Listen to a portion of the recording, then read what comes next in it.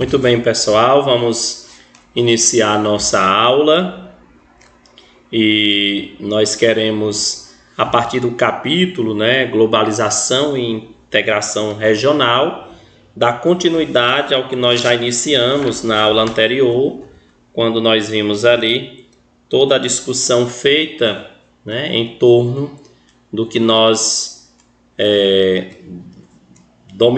denominamos como forma de sociologia do desenvolvimento. Então, dando continuidade a essa sociologia do desenvolvimento, a gente vai agora, continuando aí no capítulo, nós vamos fazer uma reflexão sobre o contexto da globalização que está ligado diretamente à sociologia do desenvolvimento. Então, o que nós sabemos sobre globalização?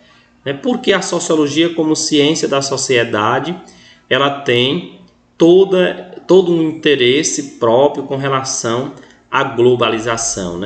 Então vejamos que dentro de um contexto bem amplo, o nosso livro ele vai trazer algumas considerações importantes a partir também da visão de alguns sociólogos, e eu gostaria que vocês, estando com o livro aí ou não, mas observassem bem o que a gente vai estar aqui no nosso livro, para que vocês pudessem depois fazer o destaque aí no material de vocês. Então vejam, histórias como a de Alain e de sua família nos fazem perguntar: o que é globalização? Nós temos aqui um texto anteriormente que vai trazer para nós um relato no ano de 2015, certo? Então vejamos que a indagação a partir dessa história, ou a partir desse relato histórico que nós vamos ver aí, vai trazer para nós um contexto sobre a indagação sobre globalização. Então, o que é globalização? Essa questão tem sido recorrente desde os anos de 1990, quando a percepção das transformações culturais, aí já é bom a gente ir grifando, a globalização, ela, a partir da década de 90, ela passa a ser percebida a partir das transformações culturais, econômicas e políticas entre os países que vinham ocorrendo desde os anos 70, tornando-se mais concreta na mídia e na própria comunidade internacional. E isso a partir de 1990. Desde 1970, essa questão da globalização já vinha sendo discutida, já vinha sido colocada assim dentro do palco das ciências sociais, sobretudo, mas a partir de 1990, quando ela afeta diretamente e quando é percebido pelos grandes antropólogos, pelos grandes teóricos da sociologia, de modo particular, e da antropologia,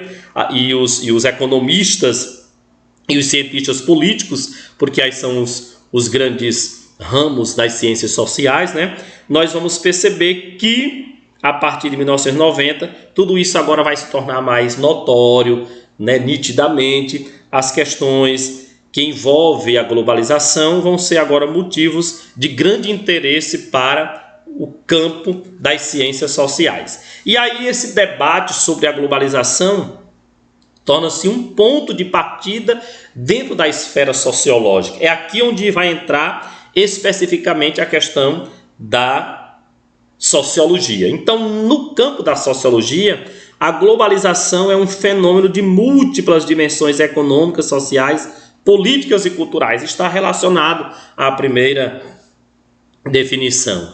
Continuando isso, os estudos sociológicos da globalização vêm sendo feitos com base na articulação dos conceitos utilizados para explicar a organização e as consequências do capitalismo. Então vejamos que a sociologia, como ciência da sociedade, como ciência dos dados sociais, ela vai, no entanto, contribuir, fazer esse estudo a partir de uma articulação, fazendo, no entanto, todo esse criteriosamente todo esse apanhado em relação às consequências do capitalismo dentro dessa esfera global. Então, trata-se, portanto, da análise, continua o texto, das relações de poder de organização da produção, apropriação de padrões culturais e ideologias e etc. Então vejam que dentro do contexto sociológico,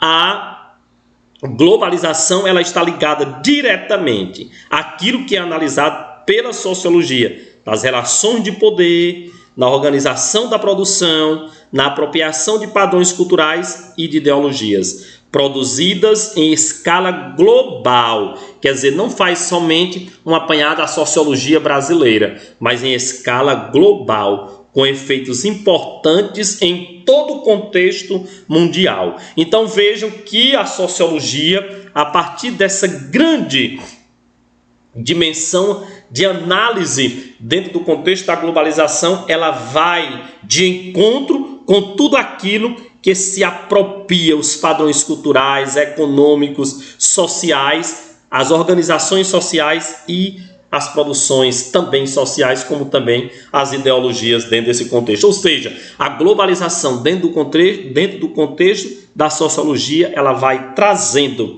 todo esse debate que vai envolver os interesses dos agentes sociais, né, e a discussão dentro desse contexto da globalização. Então vejam, né, nessa aldeia, olha o que é que diz aqui, né? Nós temos aqui anteriormente esse grande sociólogo chamado Marshall Mourchan, né? Então vejamos que a partir daí ele vai dizer que a globalização é um momento de realização de sonhos de reduzir o mundo em uma única aldeia global, né? Então o desejo, a pretensão dos grandes idealizadores da globalização seria isso, né? Era um momento de reduzir o mundo em uma única aldeia global. Isso através do que nós acompanhamos hoje, dos grandes avanços tecnológicos, né? Das eficiências científicas, daí do acúmulo de informações advindo das redes sociais. E aí o Marshall, né? Ele vai, no entanto, dizer que nessa aldeia, olha como é interessante, nessa aldeia a tecnologia permite a difusão imediata, né, imediata das notícias e manteria toda a população informada ao mesmo tempo, que tornaria as viagens cada vez mais rápidas, né, encurtando significativamente as distâncias. Tudo isso se dá através do que nós acompanhamos hoje dentro desse contexto moderno, que traz aí o contexto da globalização. Então vejam, a partir disso nós vamos ver de agora em diante, né, que a globalização ela vai envolver diferentes visões, como nós vimos aqui, né? O que seria a globalização nós já vimos, seus processos históricos também e as suas consequências. Então vejam, primeiro a gente vai entender esse conceito de globalização. Nós já vimos 2 conceitos aqui e a gente continua aí no nosso material que a gente preparou. Chama-se globalização a mundialização, ou seja, todo esse avanço mundial, né? Um processo histórico de crescimento da interdependência de todos os povos e países da superfície terrestre. A globalização ela pode ser descrita como um processo de difusão de ideias e valores, de formas de produção, de trocas comerciais que atravessam e rompem as fronteiras nacionais, né? Foi isso que a gente viu aqui, que seria essa aldeia tecnológica, né? Que segundo o Marshall, né, seria, no entanto, essa redução, né, de um mundo que agora não é mais distante, mas de um mundo que se reduz, né, às informações, né, a todo esse contexto moderno, advindo aí do mundo da globalização mundializada, né, desse avanço tecnológico. Então alguns falam em aldeia global, como nós vimos aqui, né, a partir do Herbert Marshall, né? Então vejamos que, pois parece que o planeta está ficando menor e todos se conhecem, assistem a programas semelhantes na televisão, ficam sabendo no mesmo dia do que ocorre no mundo inteiro, né? Isso num contexto de escala global, né? bebem o mesmo refrigerante, usam o mesmo jeans, né? Então vejam que a globalização ela vai trazer tudo isso aí, né? Essa aldeia global que agora teria essa influência desse processo da globalização que nos traria esses grandes efeitos, né? Essas grandes eficiências. Então a globalização pode-se dizer que é um processo econômico e social que estabelece uma integração entre os países e as pessoas do mundo inteiro, né? Do mundo inteiro.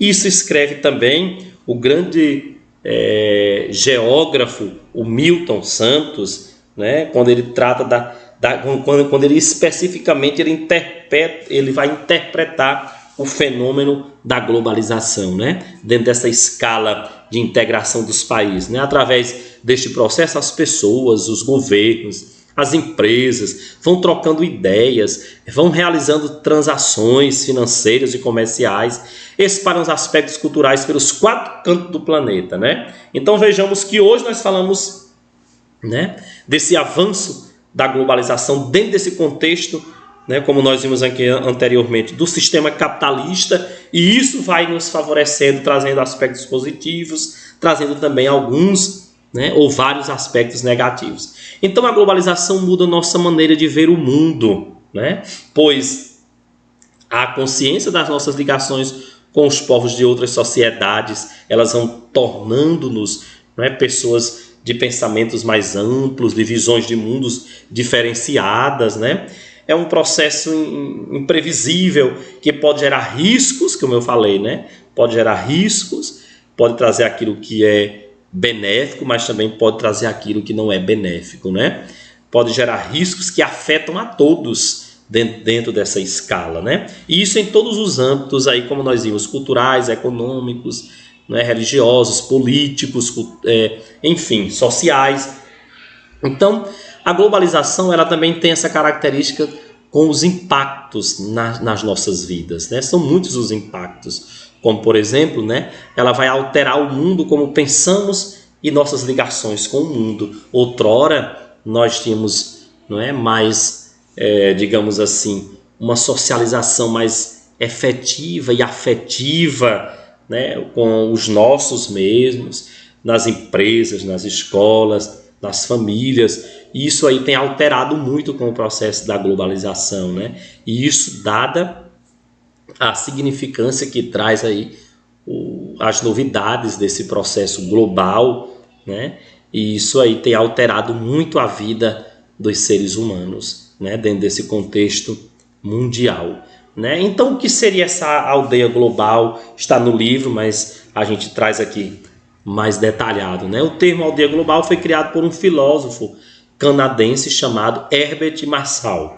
Né? A ideia de globalização está diretamente ligada à formação da aldeia global. Né?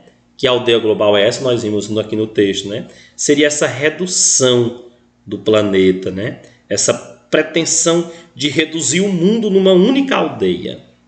E isso aí se dá, como vai dizer o Marshall, pelo processo da comunicação, né? É o progresso das técnicas, das áreas de informação, de comunicação, fazendo com que o mundo pareça mais pequeno. E hoje, de fato, parece, né? O mundo parece mais pequeno. Vejamos aí, nós estamos vivendo essa experiência, né, de estarmos isolados socialmente, né? Nós estamos recolhidos em nossas residências, mas nós temos esse contato com vocês. É lógico que nunca nós seremos substituídos, porque nós de fato queríamos estar com vocês, né? Mas o que é que nos proporciona, não é? Essa aproximação, não é? Essa forma de informações que nós trocamos com vocês, os meios, né? Os meios aí das redes sociais, os meios eletrônicos, esse avanço tecnológico, esse progresso das técnicas, como vai dizer o Herbert Marshall, né? Então tudo isso que outrora se parecia num mundo bem amplo, agora se torna num mundo pequeno, né? Uma redução pequena, uma aldeia em que essas informações elas vão se tornando aí mais rápidas, mais eficientes e mais próximas de nós. Então o Milton, né? O Milton, ele é um grande geógrafo, né? Ligado muito à questão da geografia, o Milton Santos, e ele traz um conceito aqui na página 359, né? Está aí o Milton Santos. Ele traz uma reflexão sobre o que nós vamos entender de globalização, e ele vai logo colocando a vertente econômica, né? Onde ele vai dizer assim: a globalização é o estágio supremo de internacionalização, né? O mundo inteiro torna-se envolvido em todo tipo de troca, essa troca econômica, né? Que se dá também uma troca pela técnica, comercial, financeira, cultural. Vejamos aí, né, quantos produtos nós adquirimos aí, não é, de outros países, né, de outras realidades, de outros continentes, como também eles vão adquirindo também do nosso país, né, do nosso continente. Então vejamos que tudo se reduz, como ele vai dizer aí, a essa questão. A globalização está relacionada a essa internacionalização, né, tornar notória essa questão de troca, esse envolvimento, que vai envolver técnica, né, finanças, cultura, enfim. A origem da globalização seriam as técnicas de produção e informação globalizadas.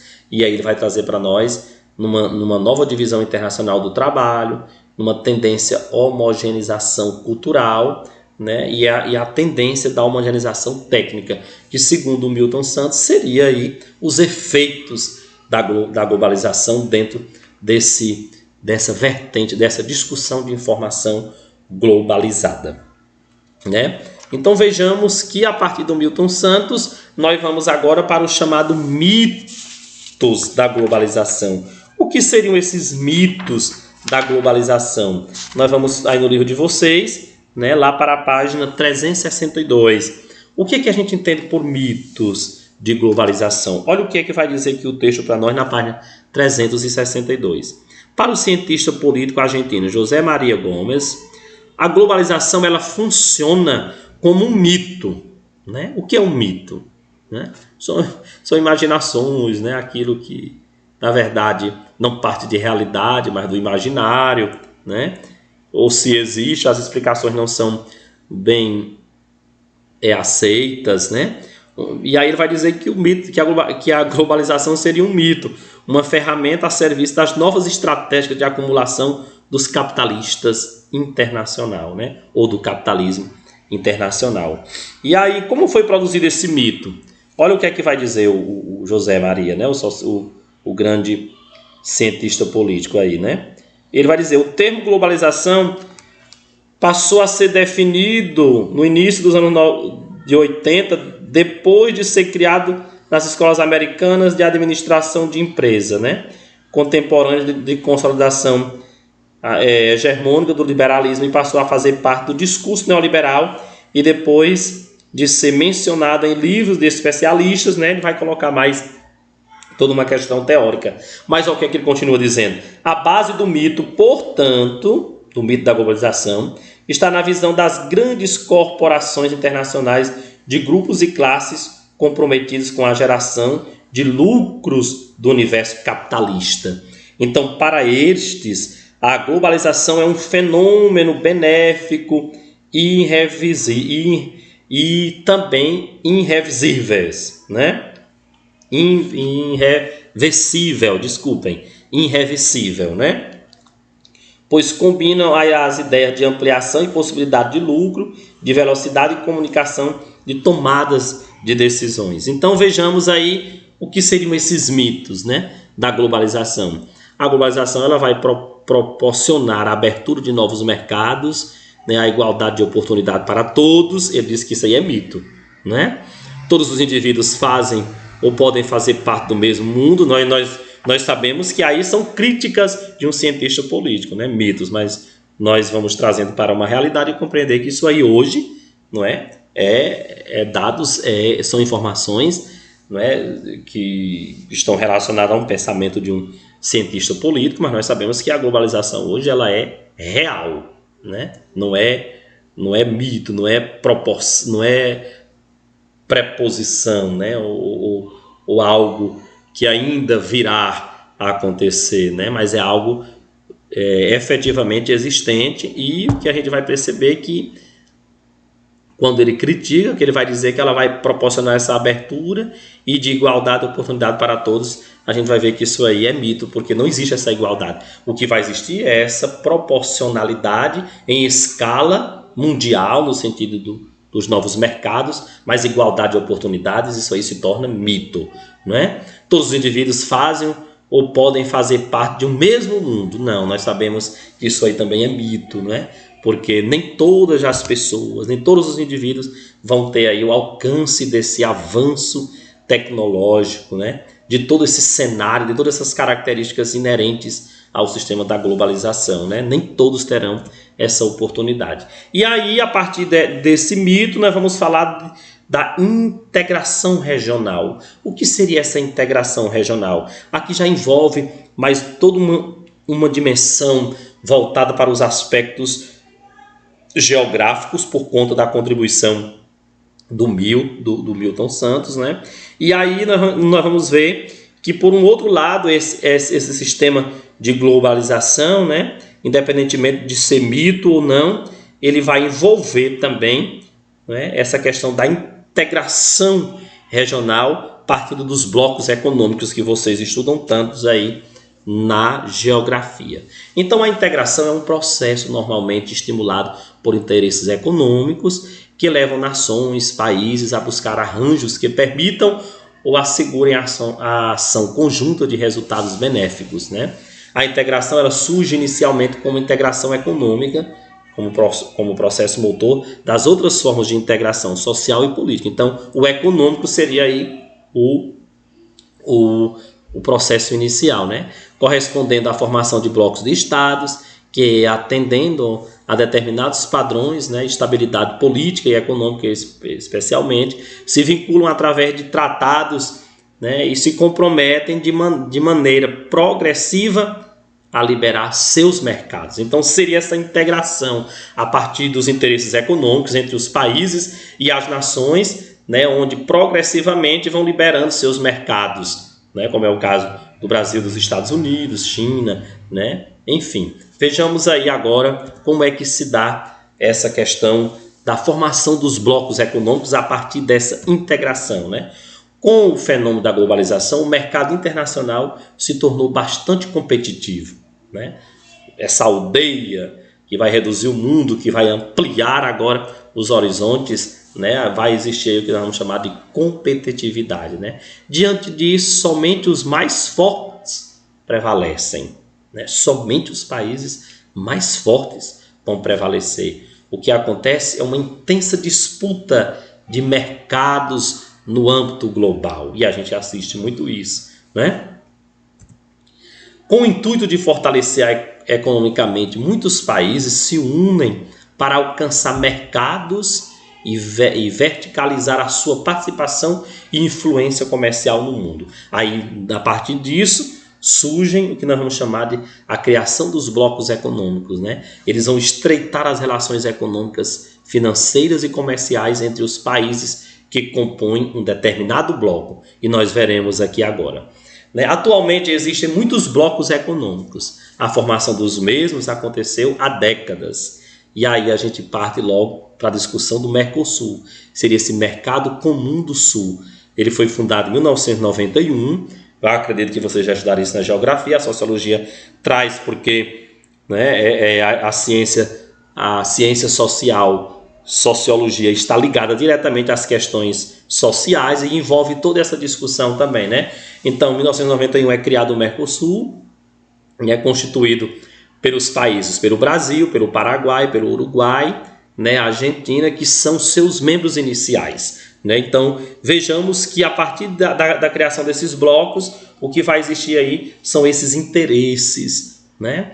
Esse fortalecimento das economias, essa troca, né, de produtos, né, esse traslado de mercado que, no entanto, seriam aí um país, né, que teria, no entanto, né, o interesse, né, nessa comunhão, podemos dizer assim, uns com os outros. E aí a formação dos blocos econômicos, nós temos aí, né, pode-se distinguir pelo menos 4 grandes etapas na página dos 363, né? 4 grandes etapas no processo de integração econômica. A primeira delas é chamada área ou zona de livre comércio, né?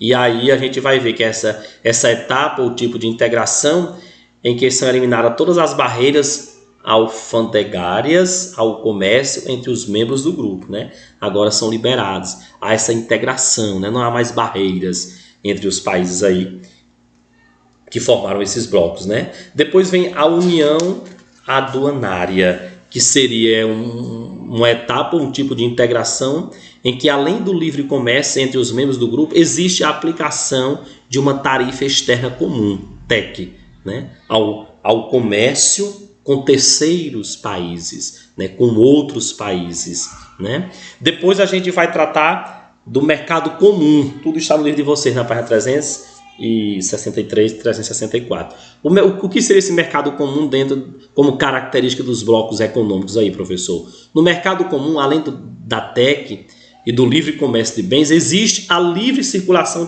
de fatores de produção, capital e trabalho, né? Ou seja, aquilo que é capital, aquilo que é trabalho, né? E vem, por fim, a união econômica e monetária. O que seria isso? Que características seriam essas, né? Quando os países eles vão optar, a partir do estágio de um mercado comum, pela criação de uma moeda comum, unificando as políticas externa e de defesa, né? Então, o Mercosul, no entanto, seria esse mercado comum do Sul, e a partir daí, o que é que a gente pode destacar do Mercosul, né? Nós vimos ali os processos de integração regional, né? O Mercosul seria 1991, esse tratado em Assunção, né? Foi ali na zona livre, com o propósito da zona de livre comércio.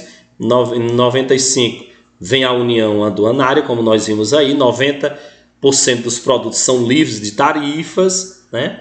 A Bolívia mais o Chile, países parceiros, o México, né, país observador, e em 2006 vai ter a inclusão, aliás, da Venezuela, né? A Venezuela agora faz parte do Mercosul a partir de 2006, né? Então vejamos aí que, a partir dessa grande discussão, né, nós vamos, no entanto, no nosso capítulo, né, vocês podem fazer essa leitura, e na próxima aula, né, a gente volta com as atividades, né? Foi simplesmente uma visão, né, do que nós vamos entender de globalização e integração regional. Assim a gente conclui, né? Peço a vocês que vocês possam ler, grifar, né, e de certa forma vocês também fazerem algumas considerações a respeito desse conteúdo, que é de muita pertinência, né, para vocês. Certamente nós vamos ter algumas atividades aí por meio da nossa plataforma, e a gente vai cobrar questões relacionadas a esses conteúdos que nós estamos concluindo. Mas antes disso, eu gostaria que vocês, pessoal, né, fizessem aí lá na página, né, 365, né, já no finalzinho aí do Mercosul, nós temos aí, ó, com base no Protocolo de Ouro Preto, 1994, o Mercosul apresenta sua estrutura institucional dividida em conselhos, grupos e comissão. O Conselho do Mercado Comum, que é um órgão superior responsável pela condução da política do acordo, né? O Grupo Mercado Comum, que é o órgão executivo responsável por fixar os programas de trabalho e negociar acordos com os terceiros em nome do Mercosul, e a Comissão do Comércio do Mercosul, né, que é o órgão técnico responsável por apoio do GMC, né, no que tange a política comercial do bloco, né? Então vejam que esse conteúdo ele é muito mais voltado mesmo para a questão da geografia do que mesmo para a sociologia, mas ambas estão aí, né, aproximadas uma da outra, e é necessário que a gente faça essa relação. Então vocês leiam, grifem, tá bom? E façam as questões, de modo particular, as questões objetivas, né? Porque as subjetivas vocês já são detentores aí do gabarito, tá bom, pessoal? Então um abraço, até a próxima, bons estudos.